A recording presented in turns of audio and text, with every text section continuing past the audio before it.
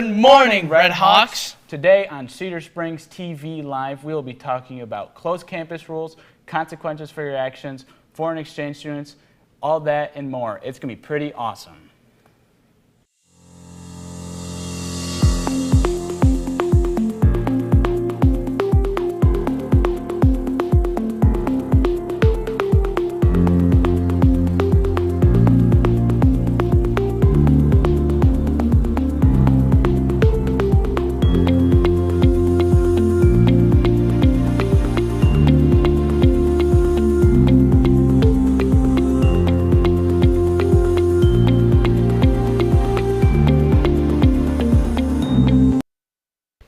What's up, Hawks Nest? You already know who it is, and if you don't, you're missing out. It's Logan Frisky, and I'm joined by my good buddy, Vaughn Fox Huerta, and you're watching CedarSpringsTV Live. Boom. Now let's jump right into it. Closed campus for lunch. Awesome sauce or Akko Taco? All of that and more up next. Now take it away, Jaden. My name is Sarah Foss. I'm Jaden Mullen. Today we're reporting on a very controversial topic, closed campuses. As times change, things change along with it, and more recently things have been changing tremendously. According to the national reports of two school policies, indicates that only 25% of schools have a closed campus, or is it open? Have an open campus. After many years of having an open campus, we wanted to see what students and administrators would think about it. Justin, Justin, Harnden, Harnden. I think we have a closed campus for the simple reason of being more safe and secure. It keeps our students on campus so they can't go out to their cars, can't mingle with other people, can't bring things back into the building. And then another part of the safety piece is it keeps kids off the road. So they're not driving through and speeding in through town and things like that as well. I think the positive thing is it does keep kids here and it does keep us safer for sure. And then the negative, of course, is kids not having the freedom to go to lunches and go out there and get some fast food or whatever they need to do. Yeah, I 100% believe that it's a safer experience for students to have a closed campus. I think the closed campus doesn't really limit a student's freedom, so to say, but it does keep them sort of here, not able to go out and get fast food and things like that. I don't think the freedom element of going out to a lunch is really something that's super important. My name's Riley. I'm in 11th grade. Do I feel we should have closed campus at lunch? Honestly, no. Positive and negative things about having a closed campus is it can keep us safe, I guess, and it definitely helps skipping class and attendance, but also at the same time it feels like an overpowering rule. I feel having a closed campus can add stress to students at school. Honestly, no. Do I feel having closed campus is safer for students?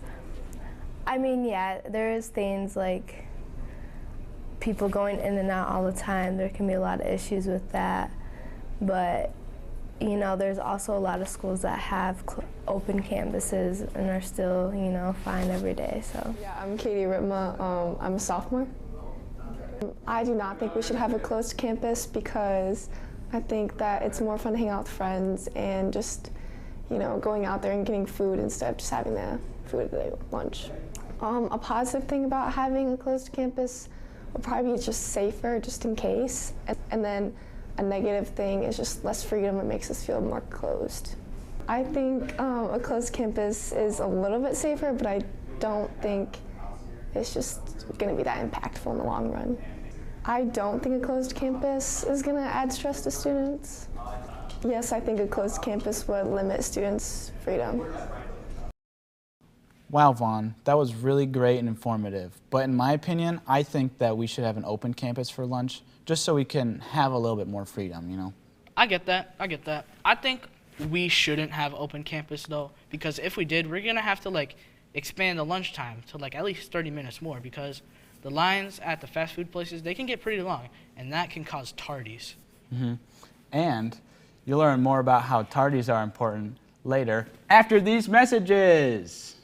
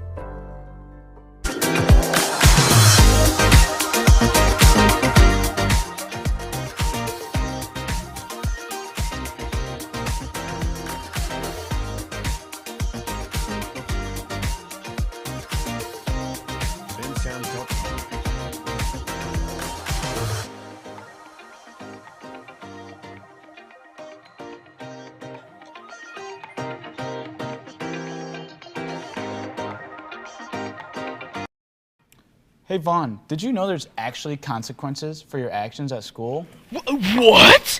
That's actually bananas. What do you mean, consequences for your actions? I'm not really sure, but I really am hoping that this upcoming news segment will answer some of our questions. Hi, I'm Maddie Helton. And I'm Hope Alvarez. And this is Hard News on Rules and Consequences of Our School. We asked our principal, Todd Simmons, what rules he felt should be included but aren't yet, and here's his response. Within our student parent handbook, there are some things that are a little antiquated that need to catch up to speed with the 2017 law with restorative justice and restorative practices. We do a pretty good job of following restorative practice here in that, you know, when a student does fall short, doesn't give their personal best, makes a bad choice, we do a pretty decent job of, you know, trying to grow from that situation rather than just purely make it punitive. To your question, I don't know of anything that we are going to change right now. What we do need to get better at, though, is just getting all of our students to own this place, all of our students to, you know, pursue their personal best, all of our students to follow through on things such as dress code, such as you know, not bringing illegal substances into our building. You know what I mean? Just things that seem pretty basic. Next up, we have Officer Rowe explaining the impact of home life on delinquency in high school.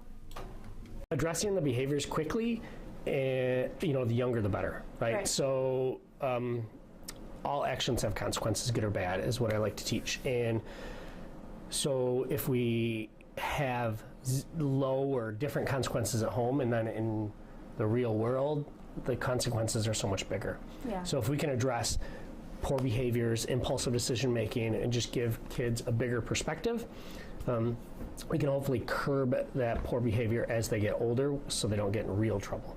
And what I mean by when I say that is we have the potential to do so many different things, right? Like I grew up not great, never would have thought I'd be where I am today. And I feel like, I mean, some of the things I've done and experienced are like way above ever what I'd be able to do. Yeah. And a lot of the people like I knew back then would think, what the world? Like seriously, you did all that? Yeah, yep. It's because I wouldn't let people tell me that I couldn't. Right. And I wouldn't let people tell me like, put a ceiling on my house. Like I can go as far as I want to go.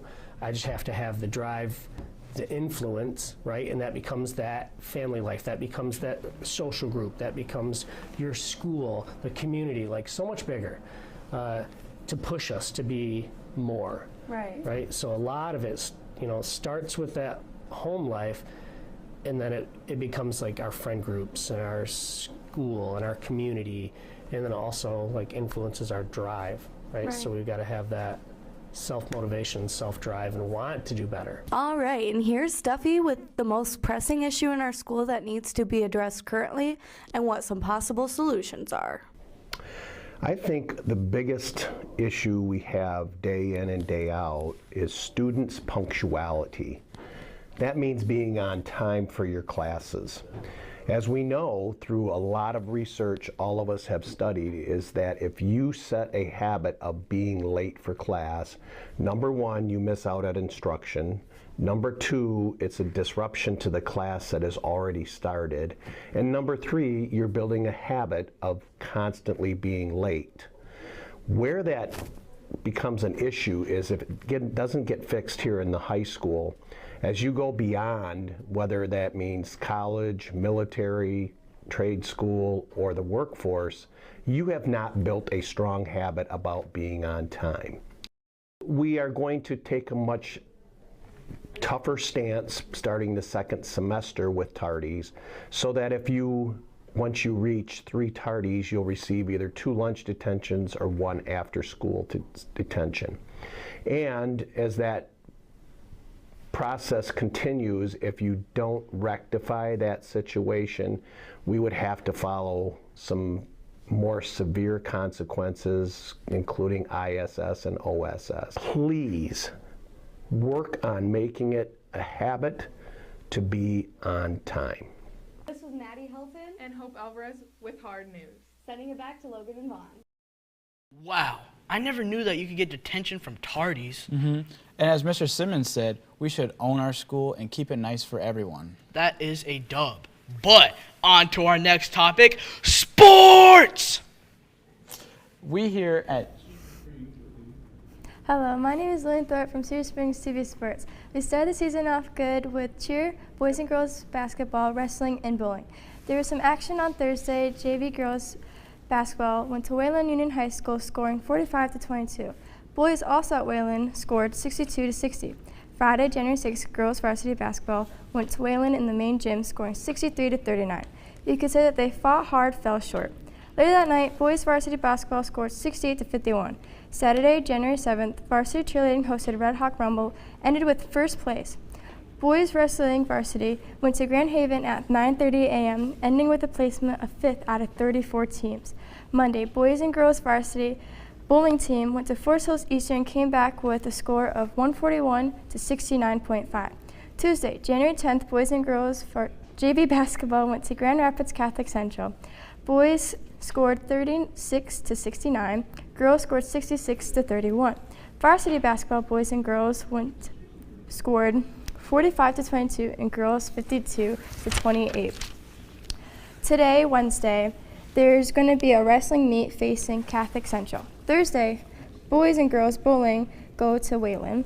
Friday, overall, boys basketball are home, Ottawa Hills, and girls are playing for Ottawa Hills but away from home. Good luck to our Red Hawk athletes for the rest of the semester. After this break, we'll be back to Vaughn Herta and Logan Frisky.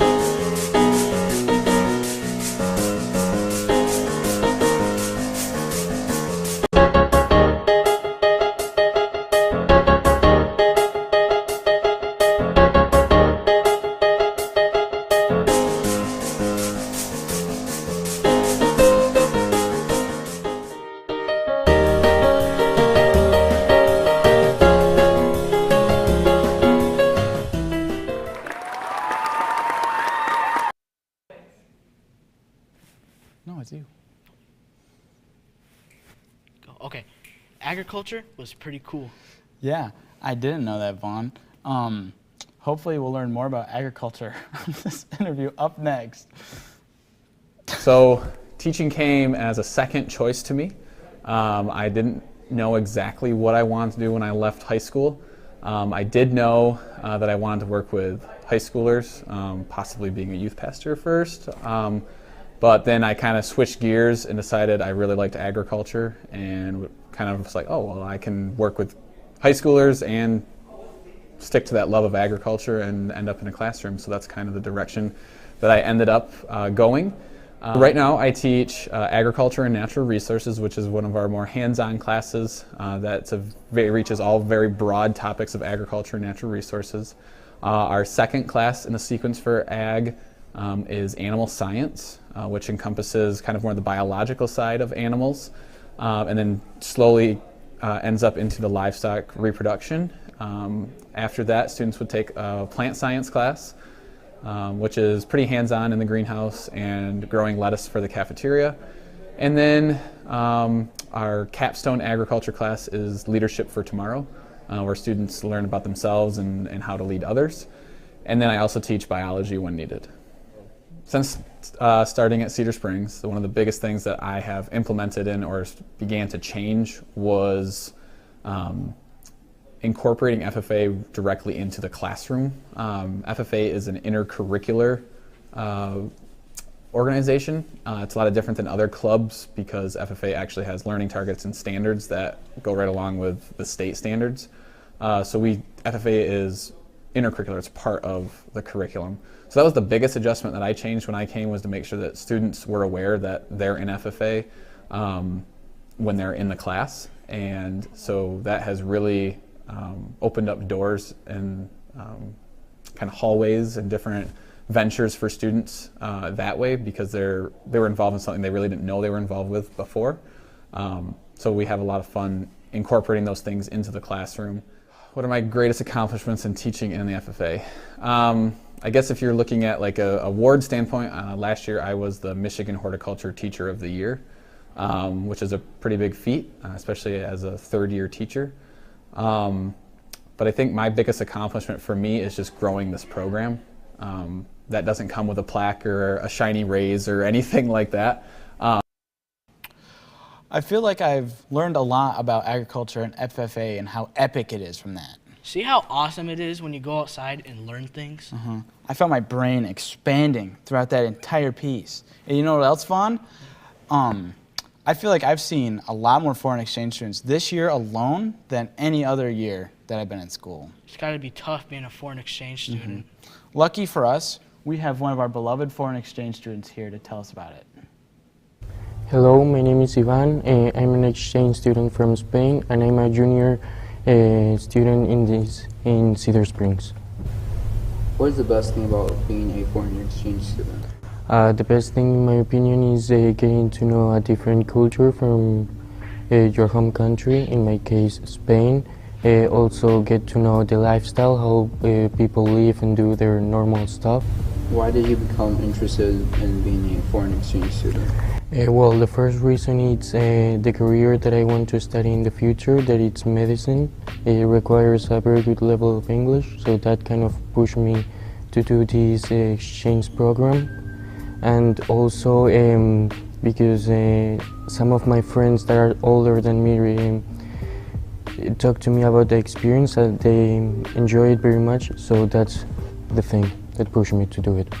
I think the best thing is the school system, because it's much more easier than in Spain, because in Spain is known that these 2 last years, junior and senior, it's a very tough year in Spain. So that's, I think, the best thing about this American high school. What is something that you have missed from Spain? Obviously, I miss my family and my friends, because it's hard for me, especially my family, to be alone here and being without them so much time. So that's the thing that I miss the most. The favorite activities, it's been some sports that. Hello, my name is Ivan. I'm an exchange student from Spain, and I'm a junior basketball, because these 2 sports are not very common in Spain. So that's the thing that I'm enjoying. What is the major difference between America and Spain from food to activity and lifestyle? The major difference is lifestyle, because like for example in here, having breakfast, lunch and dinner is so much more earlier than in Spain. For example, in Spain we have breakfast at 11, and another difference is school. As I told before, it's much more easier here, and also the time of school. Like for example, 7:30 in here, 10 in Spain, so that's the major difference. Holy cow, I had no idea that foreign exchange students went through all of that. I feel very lucky to have all these foreign exchange students here to bring in their cultures, and for us to bring them like our cultures, just to combine them to create one big culture known as Cedar Springs. Well guys, thanks for tuning in to Cedar Springs TV Live. We really appreciate all of our viewers, and we really appreciate our teacher H. And as always, it's a great day to be a Red Hawk. Adios.